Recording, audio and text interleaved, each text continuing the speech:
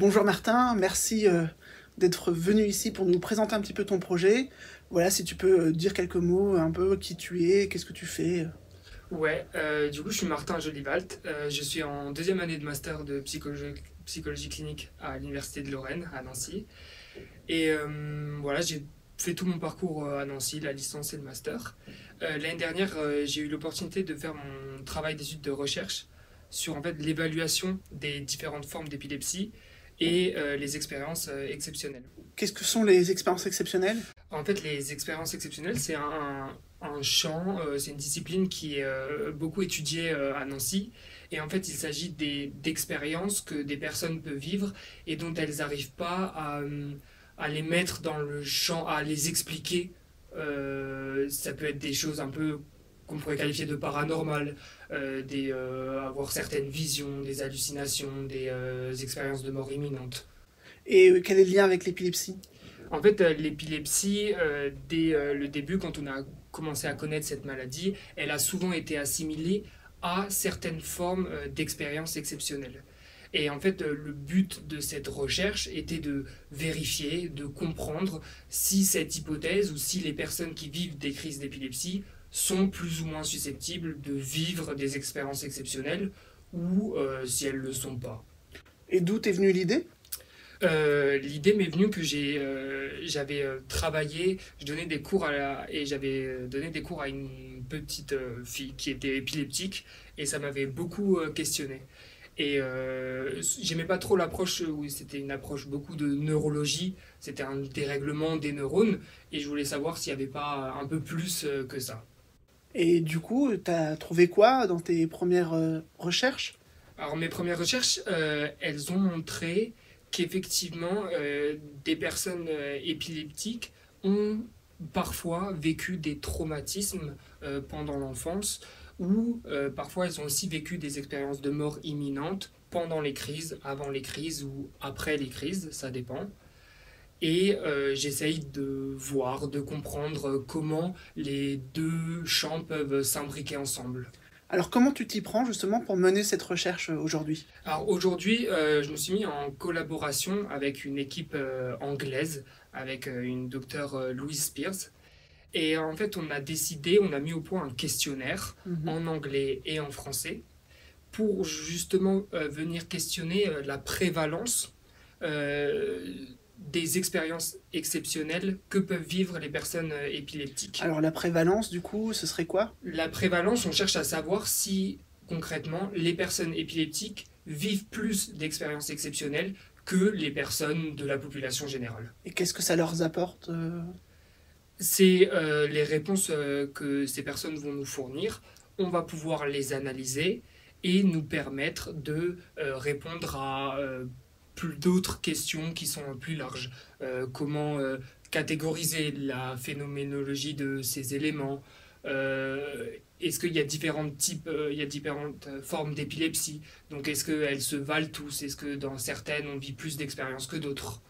Alors les gens qui vivent déjà ces expériences, qu'est-ce qu'ils font avec ça habituellement? Alors, les personnes qui vivent ces expériences ont parfois du mal à en parler, que ce soit à leurs proches, à leurs psychologues ou à d'autres institutions. Et donc, c'est vrai que par exemple, le but aussi de cette recherche est de dire que on peut prendre en charge ces événements, qu'ils existent vraiment, que vous pouvez les avoir vécus, qui sont vrais, et on cherche à ne pas les banaliser ou à les mettre de côté sans les étudier. Et quand vous dites prendre en charge, c'est parce que c'est forcément quelque chose du côté de la folie ou...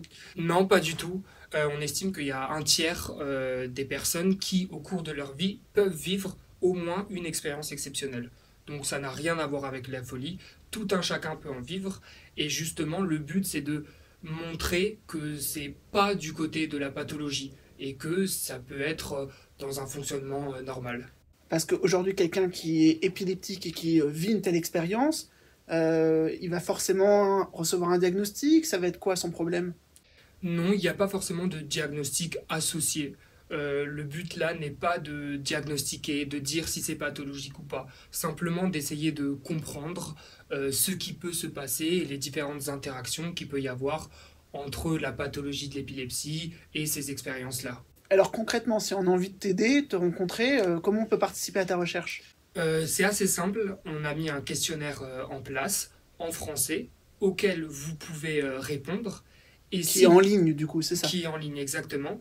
Et si vous avez envie qu'on se rencontre, de donner plus d'informations par rapport aux expériences que vous avez vécues, vous pouvez laisser votre mail et c'est possible qu'on vous recontacte pour faire d'autres entretiens, pour approfondir la Alors, il faut discussion. forcément venir à Nancy?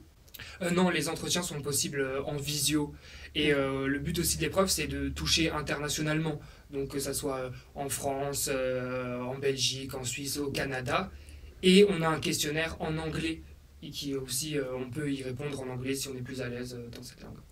D'accord. Et tu penses que tu vas faire quoi de toutes ces questions, de toutes ces informations par la suite? En fait, là, dans un premier temps, c'est vrai qu'on essaye d'avoir le plus de réponses possible pour effectivement avoir ne pas se fermer de porte et répondre à des questions qui pourront venir de l'analyse des résultats. En fonction des résultats, on aura d'autres questions qui viennent. D'accord, très bien. Mais du coup, il n'y a pas de piège dans ce que tu racontes. Il n'y a pas des tests un peu cachés comme ça. Non, pas du tout. Non, C'est vraiment juste un petit questionnaire en ligne et des entretiens. Exactement. Si on veut les entretiens, on peut y Et participer. si on est par exemple adolescent, on peut quand même te contacter ou seulement des adultes? Effectivement, pour me contacter, il y a 3 règles qu'il faut respecter. Être majeur, avoir plus de 18 ans, avoir vécu au cours de sa vie au moins une expérience exceptionnelle et avoir vécu au moins une crise d'épilepsie. Il n'y a pas besoin d'être forcément diagnostiqué épileptique. Et si on a reçu un diagnostic mais d'épilepsie psychologique, on dit psychogène? Ouais, ben ça rentre en compte aussi. Et justement, ça nous intéresse, c'est une nouvelle forme d'épilepsie, et ça nous intéresse de pouvoir la comparer aux autres et de pouvoir apporter une connaissance supplémentaire dans le cadre de ces épilepsies. Bon, en tout cas, on mettra le lien vers le questionnaire et ton étude dans la description. Mais voilà, est-ce que tu voudrais rajouter un petit mot? Ben, ça serait merci d'y participer. Et si voilà, ce questionnaire vous intéresse, c'est toujours bon à prendre et ça fera avancer les connaissances. D'accord. Merci beaucoup, Martin. Merci. C'est rigolo, hein? C'est pas facile.